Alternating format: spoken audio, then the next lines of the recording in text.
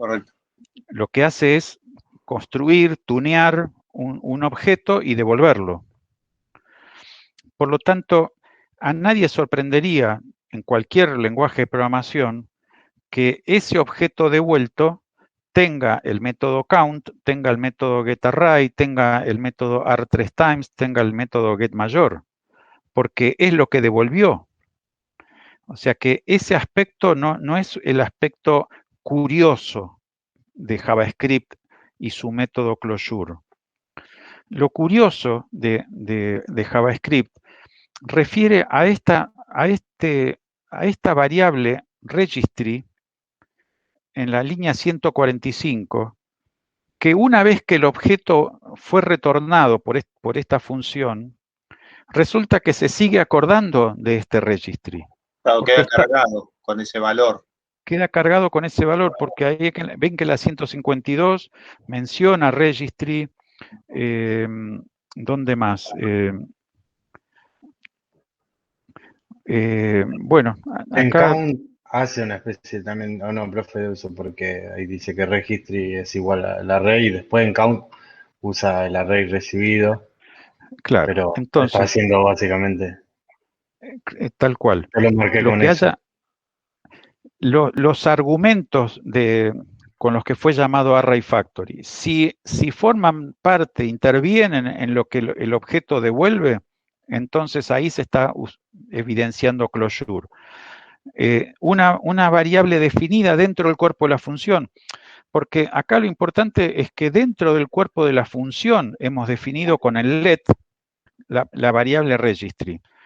Digamos, si ustedes intentan consultar la variable registry fuera de la función ArrayFactory, no la van a encontrar ni por bajo tierra, porque justamente esa es la idea de cuando uno declara con let, o digamos, en cualquier lenguaje de programación, si ustedes declaran una variable dentro del ámbito de una función, esa variable vive dentro del ámbito de la función, no fuera del ámbito de la función. Pero resulta que acá, como esta variable queda vinculada con el objeto que devuelve la función, entonces ahí el valor de registry pervive en tanto está mencionada como parte de algún método del objeto devuelto. Entonces ese es ahí donde está closure, ¿no? Acá se ve closure.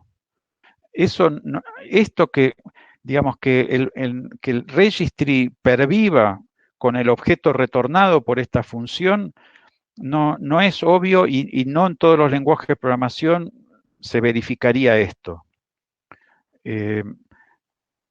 Justamente es una característica que tiene JavaScript y algunos otros lenguajes, y se da a conocer este mecanismo como closure.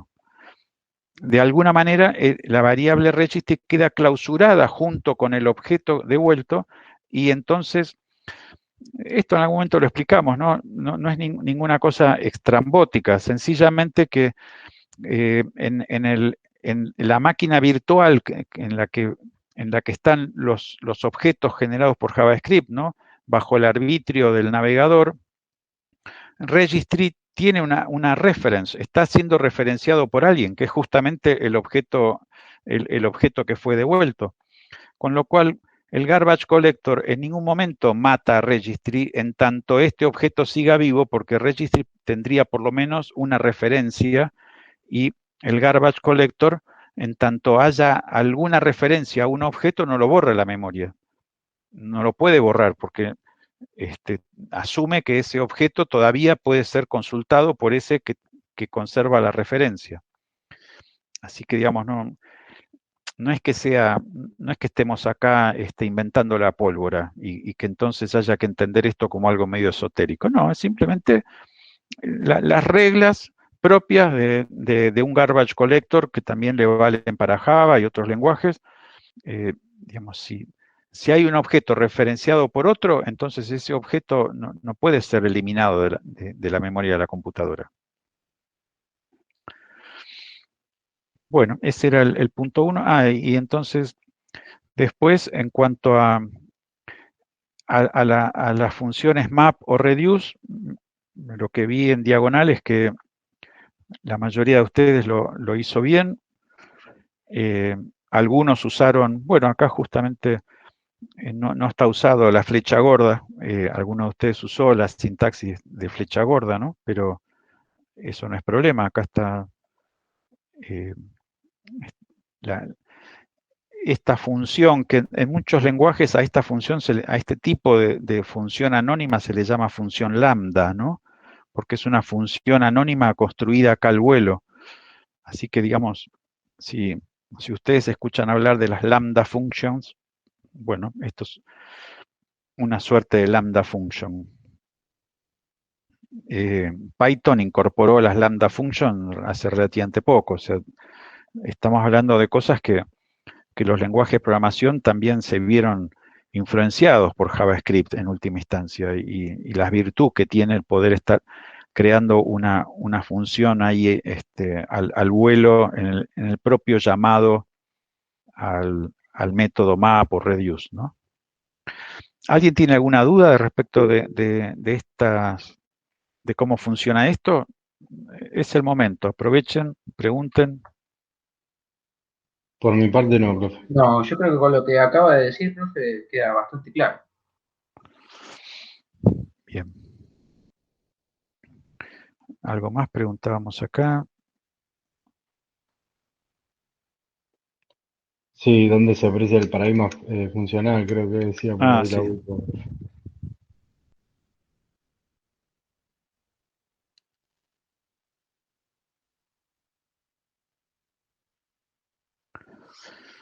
Bueno, el paradigma funcional se está poniendo en evidencia justamente en poder pasar como argumento una función, ¿no?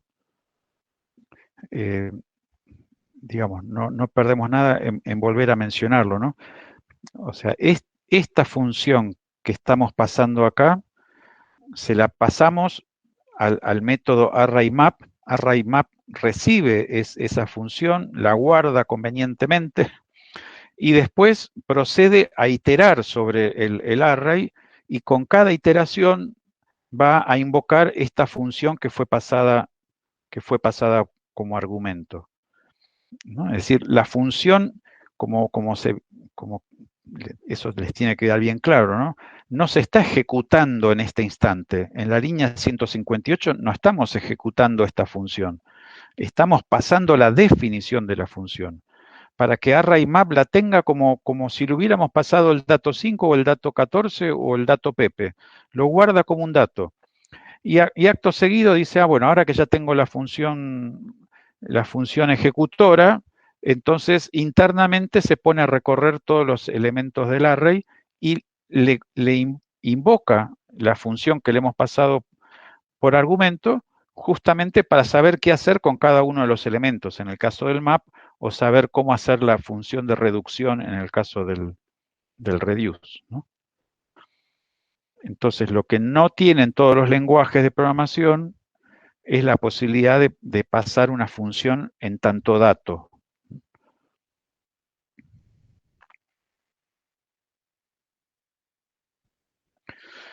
Bueno, y llegamos a la promesa.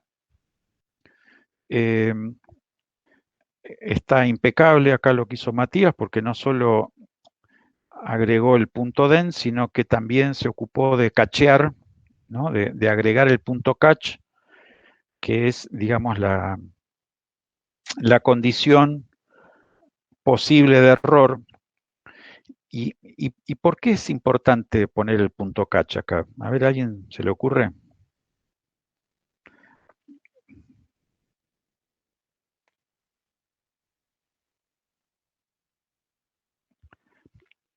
En general, y sobre todo con las promesas, ¿no? Pero digamos, si quieren decirlo en general, pero las promesas cumplen la generalidad de la ley,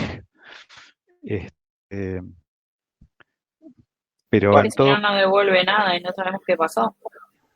Se supone que como estoy trabajando con algo asincrónico, podría devolverlo como no. Claro, es decir, cumple las generalidades de la ley, ¿no? Las excepciones hay que siempre cachearlas.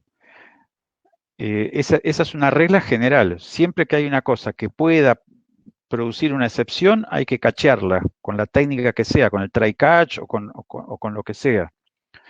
Pero en particular, si las promesas están pensadas para todo lo que tenga que ver con el trabajo asíncrono con un backend, la probabilidad de una excepción es relativamente alta. Puede fallar la conexión de internet, en ese momento el servidor estaba estornudando y entonces no nos atendió. O sea, la probabilidad es justamente es que nosotros no tenemos arbitrio. Nosotros, digo, los que como hacedores del programa frontend, no tenemos arbitrio para asegurar que no vaya a producirse una excepción. Ya está fuera de nuestro alcance, porque hay un montón de imponderables. Entonces, con más razón hay que cachearla. Pero ¿por qué en general hay que cachear las cosas? Las excepciones, ¿no? ¿Por qué tenemos que cachear las exceptions? Bueno, para que el código no se detenga y poder hacer algo con eso. ¿Por qué se detendría el código? Entiendo que según la excepción puede provocar un error general, no sé, se me ocurre. No sé si va a eso su pregunta.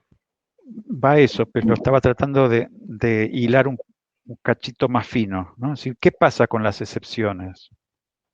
Y yo puedo tomar una decisión según la excepción, al cachar el error, al agarrar el error. Puedo tomar una decisión en el código, una decisión distinta o dar un resultado distinto, o mostrar un resultado en definitiva.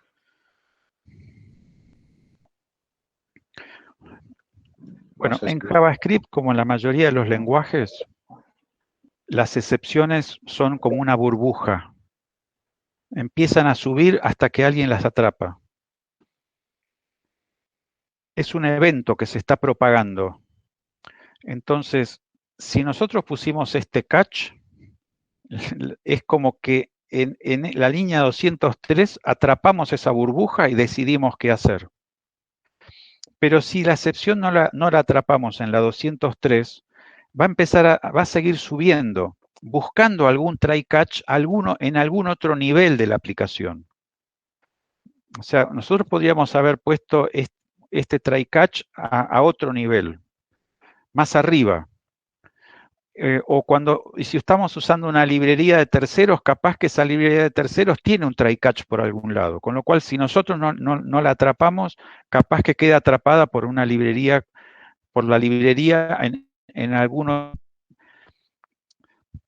No sé si tienen la experiencia de ver una excepción, cómo escupe el sistema, cómo escupe la excepción, ¿no? Que empieza a decir, se produjo una excepción en la línea tal de tal cosa, que fue invocada función X de tal módulo, que a su vez fue invocado por la función X de tal otro módulo, que a su vez viene del llamado tal método, y así, lo que se llama el stack trace, ¿no? Pueden ser decenas de líneas de código, porque el problema se produjo en una línea, pero el sistema nos muestra cómo venía la llamada en ese momento. ¿Lo han visto eso? ¿Vieron que en general la excepción son un montón 2, de... 3, 5, 15 líneas de código? Sí.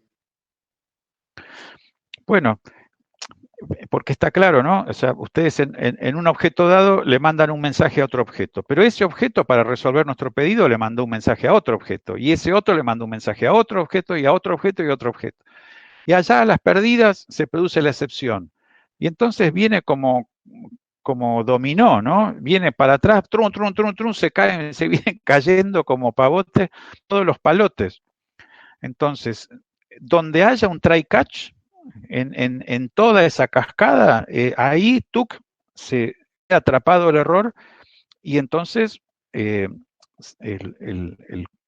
decide qué hacer con ese error y deja de propagarse, porque si lo dejamos propagar nos puede hacer caer el servidor entero. Puede ser una pavada que por no estar cacheada el servidor termina colapsando, termina diciendo, si nadie atrapó este error, yo no voy a hacer cargo, y el servidor o lo que fuera suspende.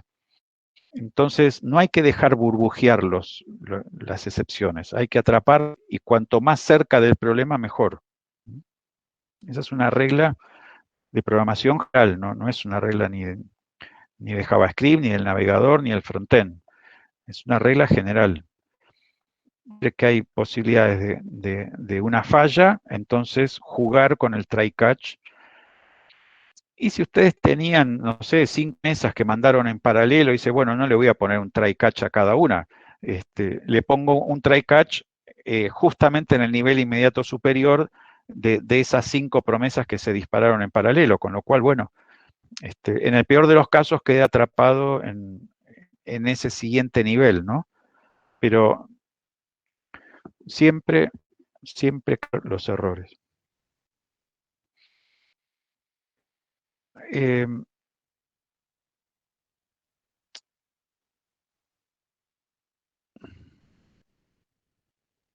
Bueno, ¿qué otra duda puede haber surgido con esto? Es muy fácil, ¿no? El punto den y chau. El punto den y ahí recibimos respuesta y entonces, como bien hizo acá Matías, una vez que tenemos la respuesta, nosotros sabemos que esa respuesta es un array de datos, un array de usuarios. Entonces, iremos ahí sobre ese array y recuperamos los usuarios.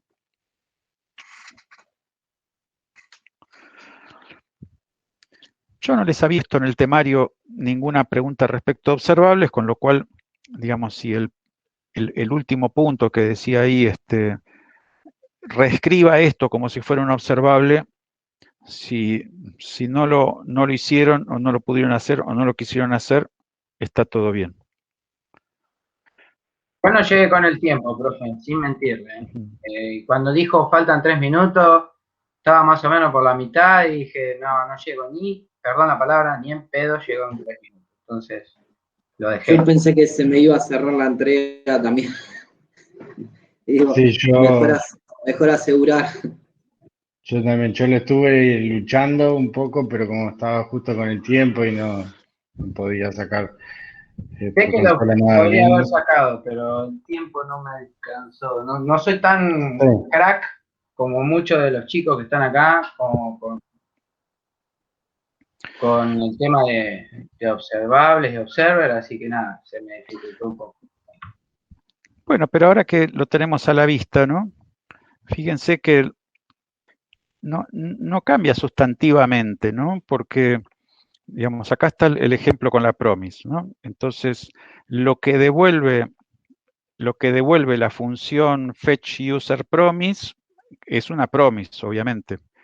Y la promise es new promise y ahí dentro del argumento que requiere la promise es el ejecutable en cuestión, que en este momento es esta simple simulación de una detención de tiempo para finalmente mandar a través del argumento res, que es uno de los 2 argumentos recibidos acá en el llamado a la función, devolver los users. Fíjense que el observable es enteramente parecido, ¿no? El observable finalmente es un new observable y lo mismo, tiene una función ejecutora que hay una diferencia sintáctica, en vez de ser res paréntesis paréntesis es subscriber.next, o sea, el subscriber que es el argumento, al igual que el res en el caso de la promesa, tiene previsto un método next para, a través de ese método next, devolverle al observer, en este caso, nuestra lista de usuarios. Así que desde el punto de vista sintáctico es similar. Las diferencias se pueden empezar a evidenciar desde múltiples formas, ¿no?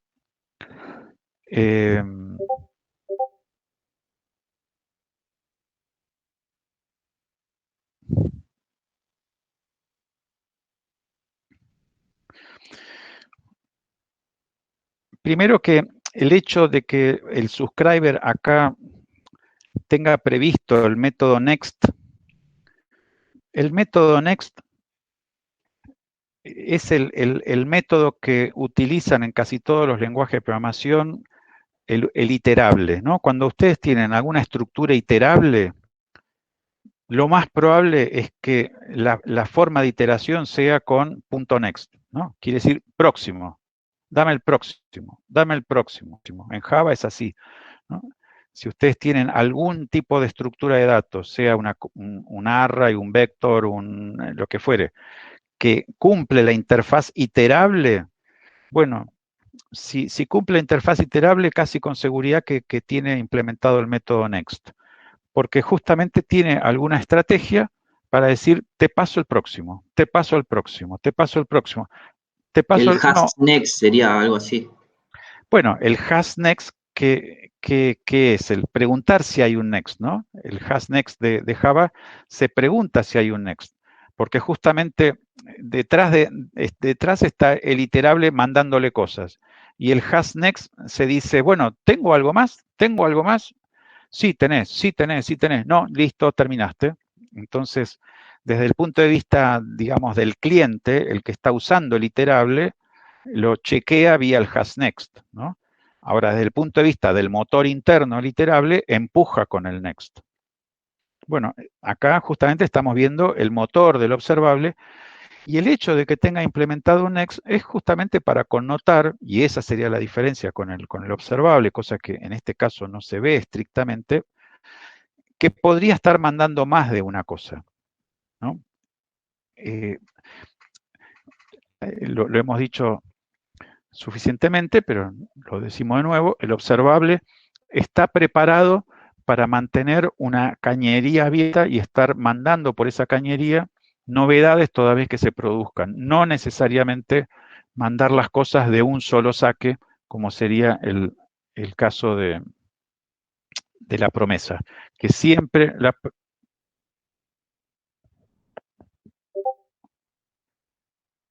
claro, este sería una de las diferencias, tal vez la más significativa. Y de hecho, si me permiten 5 minutos para jugar un poco, podemos justamente empezar a jugar con las posibilidades del observable y en todo caso de la librería RxJS, que además de implementar la idea del observable, nos provee un montón de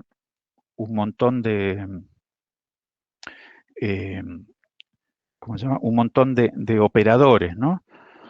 Entonces, ¿qué pasa si nosotros quisiéramos justamente mandarle uno a uno los usuarios a la otra punta? No el array, sino mandarle los usuarios, ¿no? Entonces, ahí es donde entran a jugar los observables, a ver si nos sale. Digamos acá, a continuación, punto pipe. ¿Me estoy equivocando? Sí, ¿no? El punto pipe. ¿Dónde terminó el observable? Acá. Pipe, ¿no? Y entonces le vamos a decir, el observable este es tal cual como estaba hasta ahora, ¿no? Lo que está en la 247 es lo que retorna este observable, es el array en cuestión, ¿no? Pero digamos, antes de devolverlo, están escuchando porque estaba recién tocando el botoncito del micrófono. Se escucha. Pero antes de devolverlo, podemos hacerlo pasar por una cañería, y entonces abro ahí una cañería y hacer cosas con ese. Por ejemplo, podemos atraparlo con el tab, que nos permitía hacer un console log y ver qué es lo que está pasando por la cañería. No está el tab acá lo agregamos porque si tab. El tab era una forma de interceptar esa cañería para ver por cómo van las cosas, pero lo que estábamos diciendo recién era que lo que queremos es mapear esto, es decir, yo lo que recibo es un array, porque sabemos que esto devuelve un array, pero queremos devolver un otro observable formado por los ítems. Entonces ahí teníamos el operador from.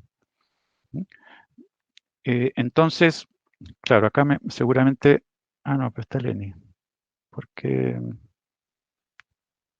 le molesta de este X?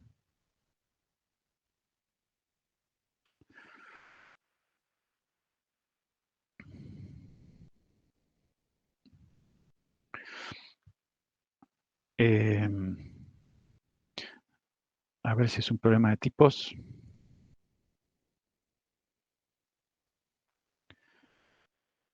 No.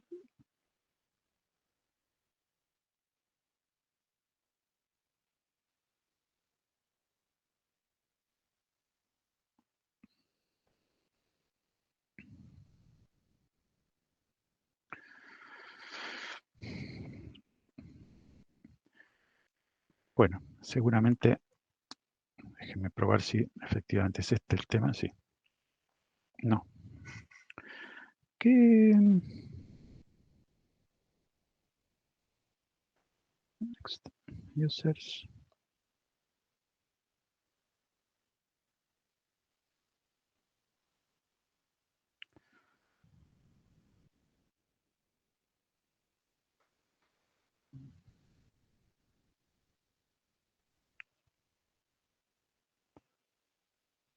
Profe, Sí. ¿no es porque le puso el complete? No, no. Ah, yo tenía entendido que el complete era... Ya está, lo cerraba, digamos. Sí, pero eso una vez que esto se ejecute, ¿no?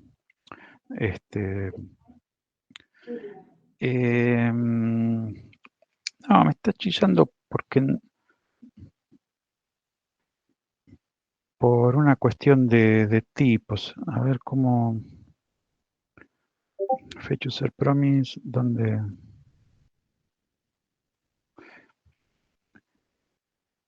Bueno, no tenemos todavía hecha la función que...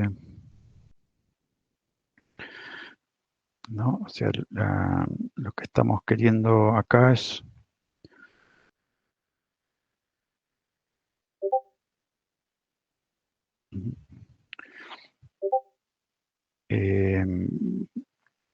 que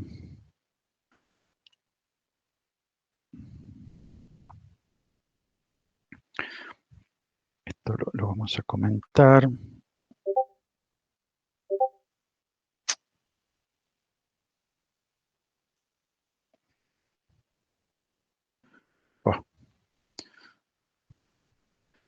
Esto lo vamos a comentar y entonces acá vamos a hacer this.fetchObservable.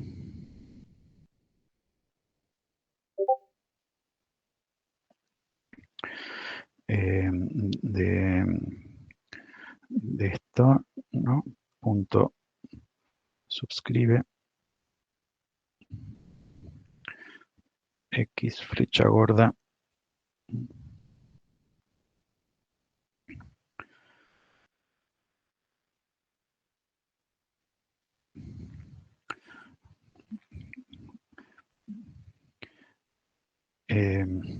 a ver, vamos a hacer la cosa paso a paso.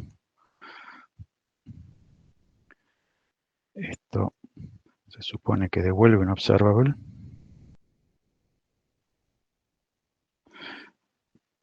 No nos importa de qué. Bueno, entonces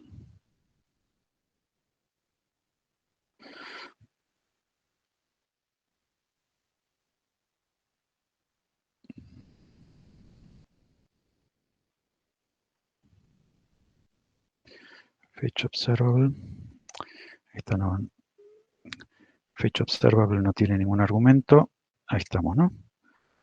Bien. A ver. Console log de X. ¿No? Bien, problema 3. Y ahí nos escupió el array. Bien, hasta ahí estamos. Pero entonces, ¿Dónde terminaba el observable acá, no? Observable.pipe. Entonces probemos con el tab. X.consolelog de X. Y si ahora ejecutamos esto, vemos que el tab primero escupió el array, después y después acá nuestro método, que sigue haciendo el console log, vamos a ponerle acá un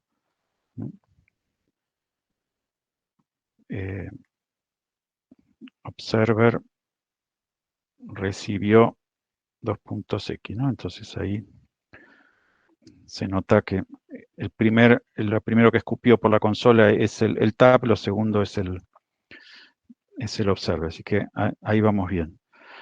Ahora, entonces, si hacemos esto, ¿por qué se queja? Ahora sí.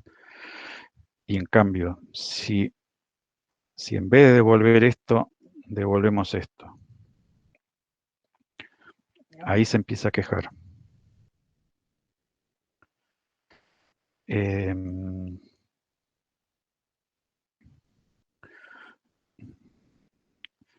A ver si hace falta ponerle acá que es un array esto.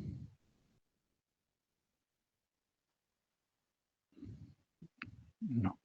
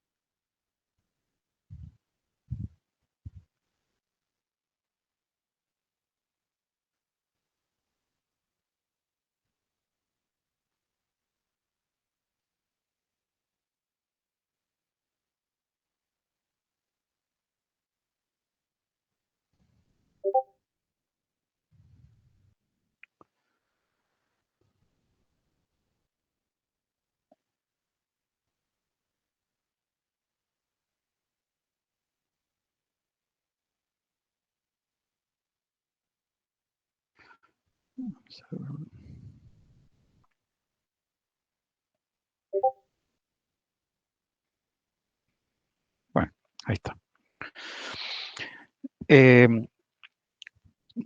Con TypeScript se pone pesado con el tema de los tipos, pero hay que bancársela porque tiene sus ventajas. Pero digamos, fíjense que el ponerle observable, ¿no? Esto es un tipo genérico, ¿no? Como lo tiene también Java.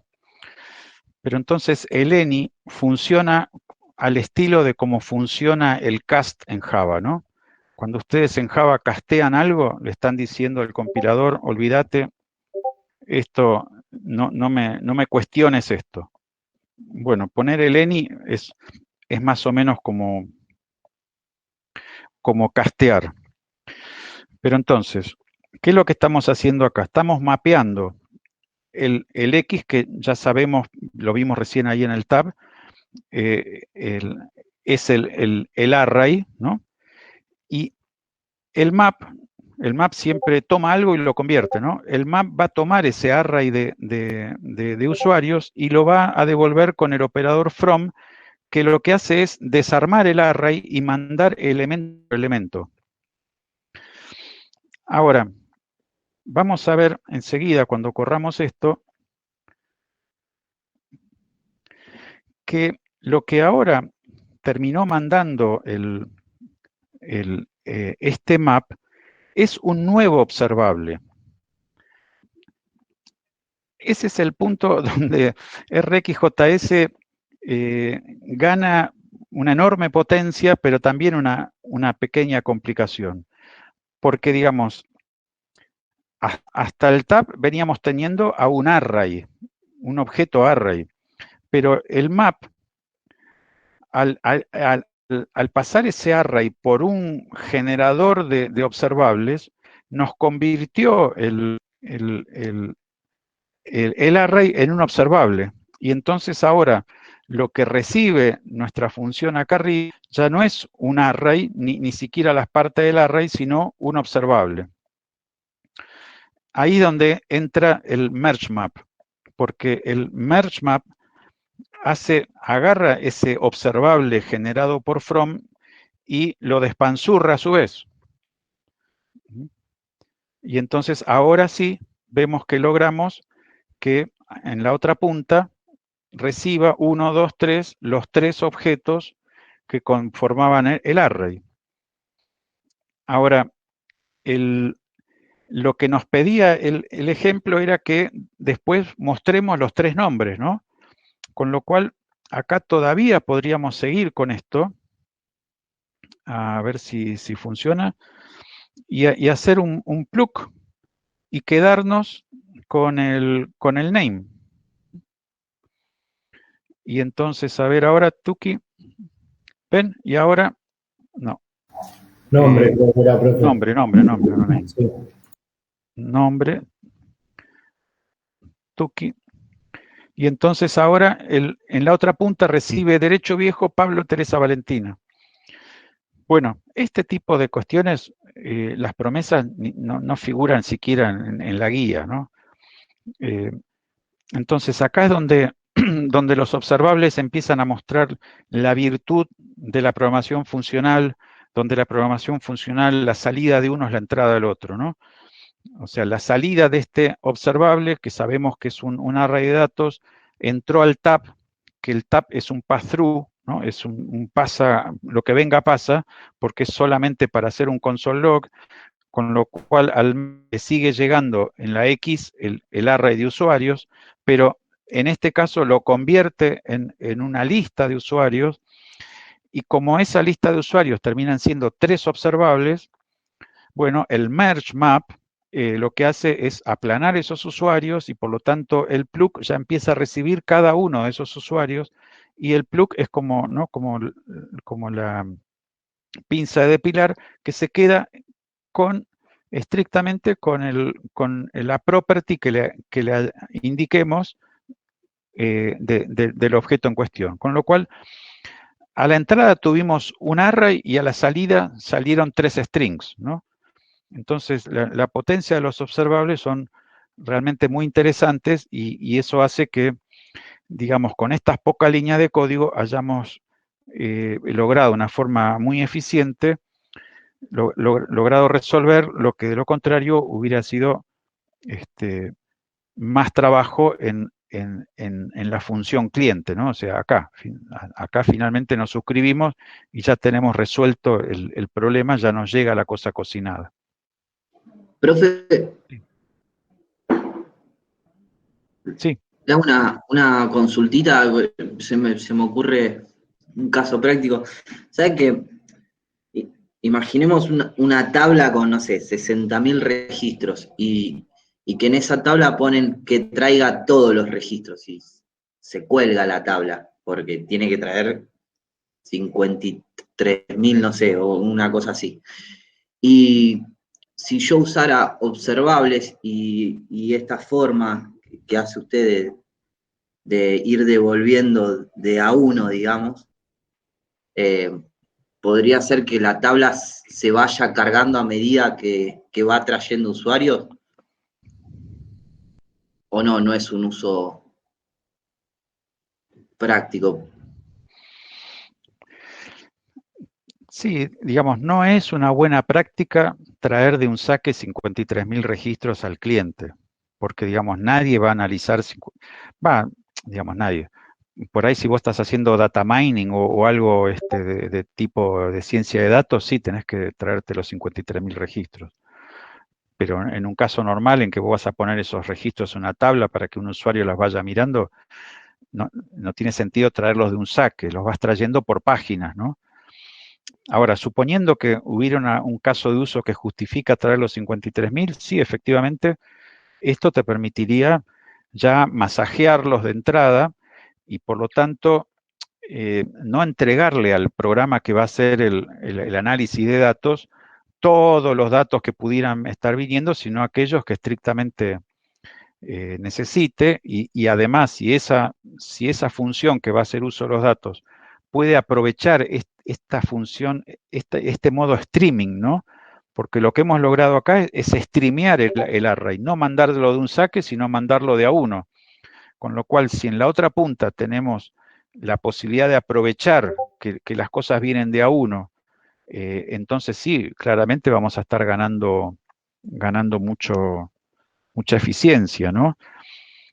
Ahora, si el problema es streamear desde el backend, entonces ahí la cosa también se vuelve un poquito más complicada porque ustedes tienen que lograr alguna técnica de streameo del backend al frontend, cosa que no lograrían con el HTTP así pelado como sale de la caja, ¿no? Ahí habría que usar sockets. Pero digamos, hoy por hoy la implementación de sockets es muy sencilla, hay librerías súper robustas y súper probadas, con lo cual se podría streamear desde, ¿no? El ejemplo que estamos haciendo acá, ustedes vieron que arranca de un array, no arranca de un stream. Lo que digo es que si el backend ya nos mandara la cosa streameada, sería entonces mucho más performante porque vos podrías empezar a analizar el usuario 1, 2, 3, 4, 5 a medida que van llegando y por lo tanto vas ganando tiempo y no esperás que te lleguen los 53.000. Y además incluso habría posibilidades de, digamos, de tampoco atorar la memoria del navegador con 53.000 registros, porque los podrías ir consumiendo y descartando a medida que los consumís, si es que lo que tenés que hacer con esos 53.000 registros fuera algo del estilo de un reduce, ¿no? Así que sí, estas técnicas empiezan a darle toda otra gama de posibilidades, no solo al frontend, sino a la relación backend-frontend. Y RxJS es una librería portada a Java, portada a Node, portada a un montón de ambientes backend, con lo cual podés estar usando esta misma librería también en la otra punta, ¿no? Gracias, profe. Perfecto. Bueno, ¿alguna otra duda con esto o con cualquier otro aspecto del examen?